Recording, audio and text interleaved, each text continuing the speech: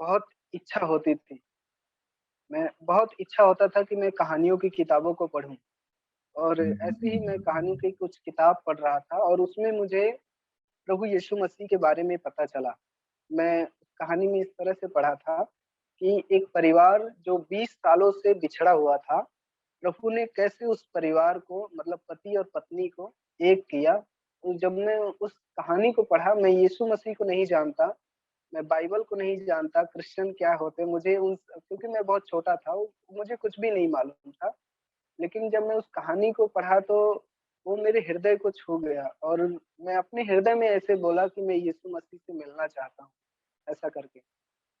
और समय तो बीतता गया लेकिन मेरे हृदय में एक बहुत ही ज़्यादा ईश्वर के प्रति प्यास था। मैं प्रभु परमेश्वर को हमेशा खोजता था और मुझे जब गाँव में रहते हैं तो लोग पूजा-पाठ करते हैं, लेकिन मैं बहुत ही शाई पर्सन मतलब कि लोगों को सामना नहीं कर पाता इतना ज़्यादा। तो इसलिए मैं क्या करता था कि मैं दोपहर के समय मंदिरों में जाता था, जब कोई नहीं रहता था, तब उस समय जाकर मैं भगवान से बातें करता था, मतलब मूर्तियों के सामने जाकर मैं बातें करता था। और जब मैं जाता था तो मैं उनसे ज़्यादा कुछ नहीं बोलता था, बस यही कि मैं आपसे मिलना चाहता हूँ। मुझे बहुत इच्छा थी कि मैं ईश्वर से मिलूँ, क्योंकि मेरे फैमिली की ओर से मैं बहुत ज़्यादा नेगेटिव पर्सन हूँ। मतलब कहें तो मतलब उतना ज़्यादा वो मुझे सपोर्ट नहीं करते कि मैं कुछ कर पाऊँगा। वो मतलब हमेशा मेरे प्रति नकारात्मक ही विचार है उनके मनों में। लेकिन जब मैं अपनी बातें जाकर भगवान से मूर्ति के सामने बोलता तो मुझे बहुत अच्छा लगता था और ऐसा लगता था कि शायद यही मेरी कुछ करेंगे या सुनेंगे। लेकिन जब मैं यीशु मसीह के बारे में पढ़ा तो मैं मंदिर में जाकर भी मूर्ति के सामने बोलता था कि मुझे मैं यीशु से मिलना चाहता हूँ ऐसा करके। और मैं फ़िल्मों में देखता था तो मुंबई में ऐसा सीन होता था, दिखाता था बड़े-बड़े चर्च होते हैं, क्रूस लटका होता है। बहुत इच्छा था कि मैं मुंबई में जाऊँगा तो चर्च में जाऊँगा, यीशु से मिलूँगा ऐसा करके। तो एक बार मौका भी मिला बचपन में जाने का वहाँ मुंबई गया लेकिन चर्च कहाँ है, क्या होता है वो कुछ भी पता नहीं क्योंकि छोटा था तो कुछ भी पता नहीं चला। और इसके बाद मैं वापस जब घर आया तो एक बार परमेश्वर का दास सुसमाचार सुना रहे थे, मेरे गाँव में आए। ऐसे हम कुछ लोग बैठकर बातें कर रहे थे, दोपहर का समय था। वो सुसमाचार सुना रहे थे और उन्होंने सबको एक-एक टेक्स्ट दिया। जब वो आए और उन्होंने बोला कि क्या मैं आपको कुछ बता सकता हूँ ईश्वर के बारे में? तो सब बोले कि हाँ, बताइए कोई क्यों नहीं ऐसा करके। और जब वो सब लोग उनकी बातों को सुनने लगे, उन्होंने यीशु मसीह के बारे में बताया। मुझे कुछ भी समझ में नहीं आया, लेकिन उन्होंने एक ट्रैक्स दिया था जिस पर ये लिखा हुआ था कि यहोवा मेरा चरवाहा है और वो ट्रैक्स मुझे भी मिला था। तो जब वो सुसमाचार सुनाने के बाद चले गए, तो पहले तो सब उनकी बातों में हाँ, हाँ कर रहे थे, मतलब अच्छा है करके बोल रहे थे उनके सामने। लेकिन उनके जाने के बाद लोग बहुत ही बुरी-बुरी बातें करने लगे कि ये लोग धर्म परिवर्तन कराते हैं, इनको इनको मारना चाहिए मतलब देश से निकाल देना चाहिए। बहुत सारी ऐसी बातें जो आज हम फेस करते हैं सुसमाचार में। तो मैं बहुत ही चिंतित में हो गया, सोचने लगा कि अभी तो जब वो थे तब उनके सामने अच्छा है करके बोल रहे थे, लेकिन उनके जाने के बाद ये बदल क्यों गए? मेरे मन में ये चिंतन चल रहा था, लेकिन जब उन्होंने ट्रैक्स दिया था कि यहोवा मेरा चरवाहा है करके उसका हेडिंग था, मैं वैसे ही ईश्वर की तलाश में था। जब उन्होंने बताया तो मेरे दिल में और तमन्ना जागी कि मैं मिलूँ यीशु से। और मैंने जहाँ पर लिखा था यहोवा मेरा चरवाहा है, मैंने वहाँ पर लिखा कि सिकंदर का चरवाहा कौन है? ऐसा करके मैंने लिखा और वो मैं भूल गया कि मैं ऐसा लिखा हूँ करके, छोड़ दिया मतलब मुझे याद भी नहीं था। लेकिन कुछ दिनों के बाद जब मैं बाइबल कॉलेज गया था, फर्स्ट ईयर मेरा समाप्त हुआ, उस वक़्त जब घर की सफाई हो रही थी, मैं गाँव में आया था, तब मुझे वो ट्रैक्स मिला और मैं देखा तो मेरा हृदय बहुत ही ख खुशी से भर गया कि सच में वो परमेश्वर ने मेरी प्रार्थना वहीं से सुन लिया था, जब मुझे वो ट्रैक्स मिला था।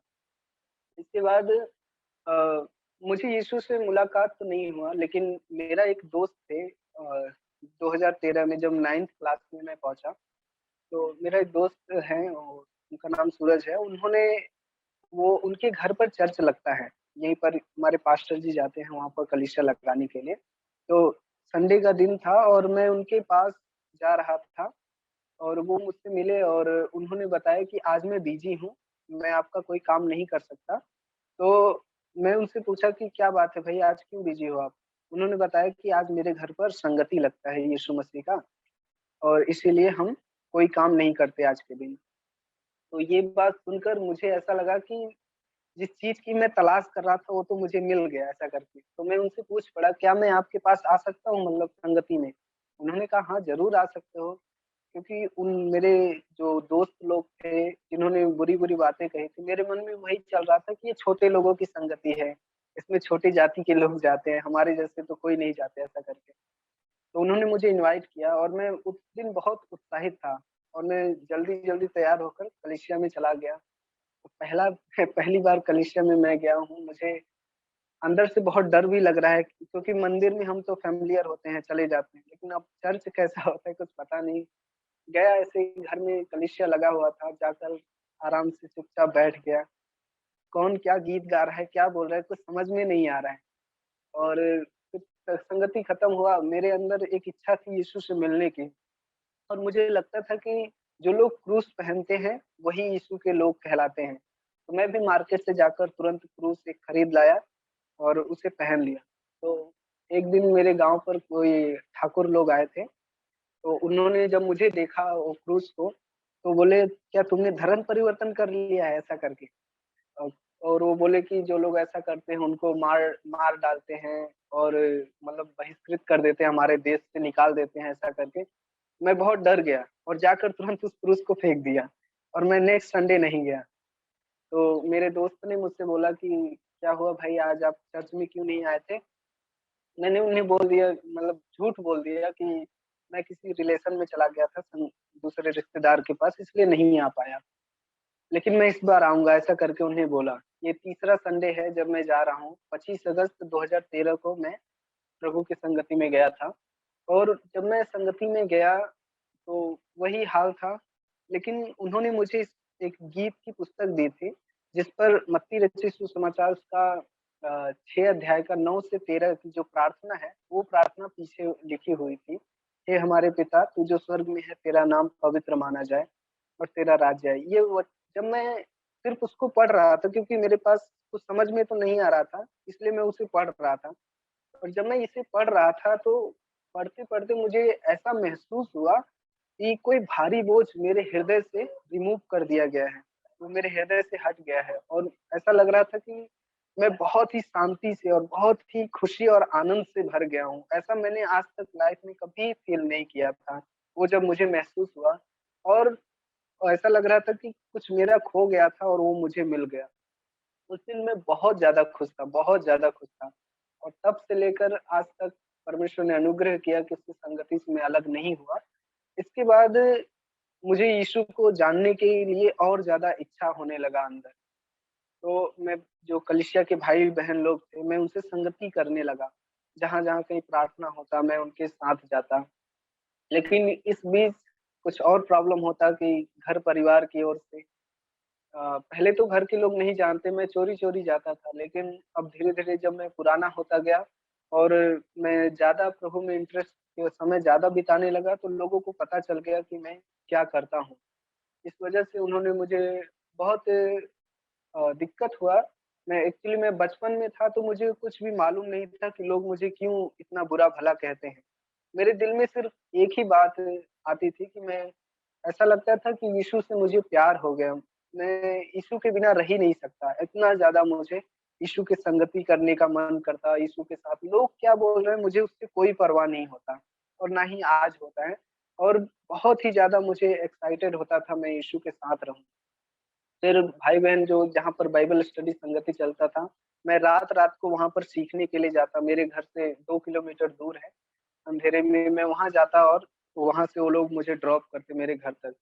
परमेश्वर ने मुझ पर अनुग्रह और दया किया और परमेश्वर ने अनुग्रह किया कि मैं बाइबल कॉलेज क्या होता है उसके बारे में भी तो कुछ मालूम नहीं था। लेकिन फैमिली में बड़ा बेटा होने के कारण एक और ज़िम्मेदारी आ गया था कि परिवार की देखभाल करने के लिए क्योंकि पिताजी घर पर रहते हैं और फैमिली को सपोर्ट करने वाला कोई नहीं। लेकिन इस बीच में भी प्रभु ने अनुग्रह किया मुझ पर। मैंने परमेश्वर से प्रार्थना किया कि प्रभु मैं आपके वचन को सीखना चाहता हूँ, लेकिन कैसे करूँ? मेरा कोई सपोर्ट करने वाला नहीं है। मैं नहीं जानता कि कैसे कहाँ जाऊँगा, कौन से कॉलेज में। इस बीच जब मैं प्रार्थना कर रहा था तो मुझे एक स्वप्न मिला कि कोई प्रभु का दास है, मुझे बाइबल कॉलेज अपने साथ लेकर जा रहा है ऐसा करके। और जब मैं ये स्वप्न देखा तो मैं अपने पास्टर जी को भी बताया कि मैं ऐसा स्वप्न देखा हूँ बाइबल कॉलेज जाने के लिए। तो उन्होंने कहा कि अभी आप पढ़ाई पूरा कर लो, फिर हम आगे सोचेंगे। क्योंकि मैं उस वक़्त 10th क्लास में था। जब मेरा 12th पूरा हुआ तो मैं उस स्वप्न को मैं हमेशा याद करता था और प्रार्थना करता था उसके लिए कि प्रभु आपने मुझे ऐसा स्वप्न दिया है कि मैं बाइबल कॉलेज जाऊँगा, लेकिन मुझे अभी तक कोई आशा नहीं दिख रहा है कि मैं कहाँ जाऊँ। घर की परिस्थिति बहुत ही खराब थी, इसलिए मैं अपने दोस्त के साथ काम करने के लिए चला गया। और जब मैं काम कर रहा था तो काम में मेरा कोई भी मन नहीं लग रहा था। हमेशा वही स्वप्न याद आते थे कि मुझे बाइबल कॉलेज जाना है। मेरा 12th पूरा हो गया, सर्टिफ़िकेट मिल गया।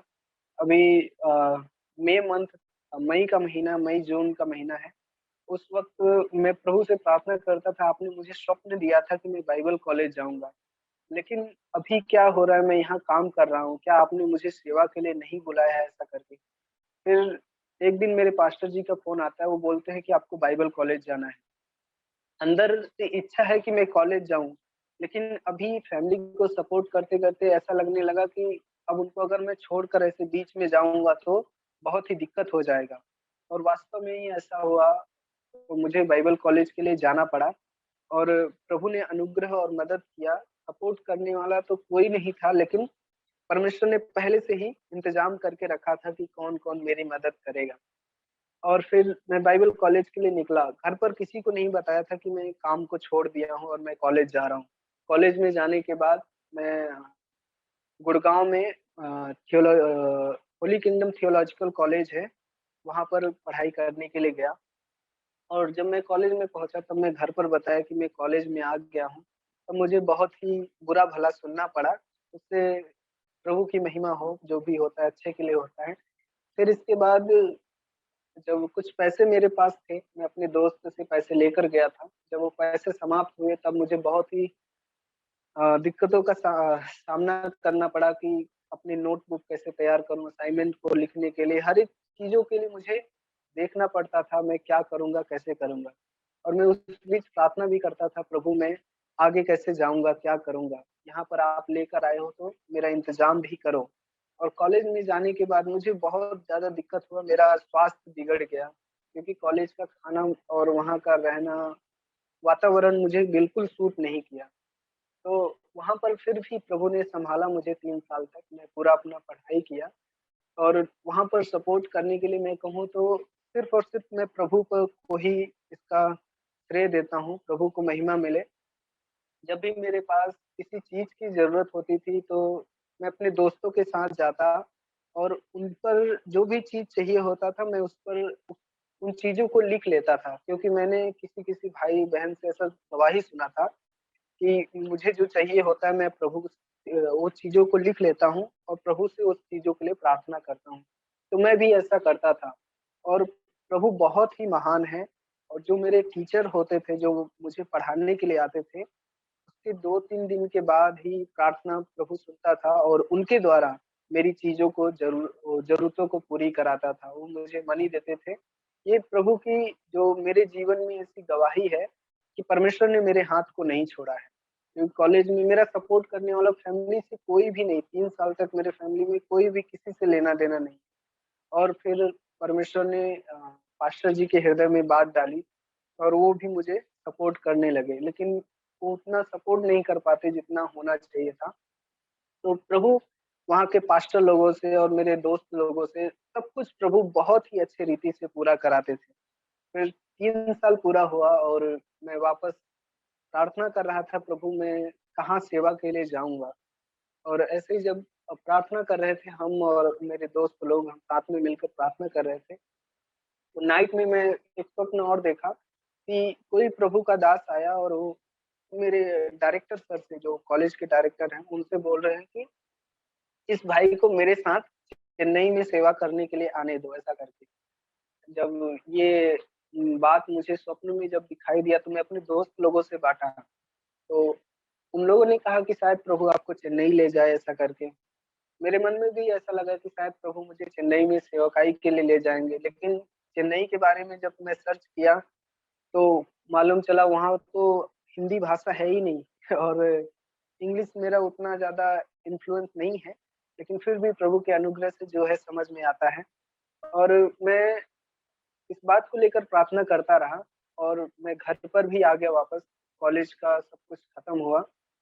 घर पर भी आकर प्रार्थना कर रहा था, प्रभु मैं कहाँ जाऊँगा, क्या करूँगा? क्योंकि फैमिली से पहले से ही प्रेशर था कि अब क्योंकि मैंने फैमिली से माँग लिया था कि मुझे 3 साल दीजिए, मैं अपनी पढ़ाई पूरी करूँगा जो मैं कर रहा हूँ, करने के बाद मैं आपको ज़रूर सपोर्ट करूँगा ऐसा करके।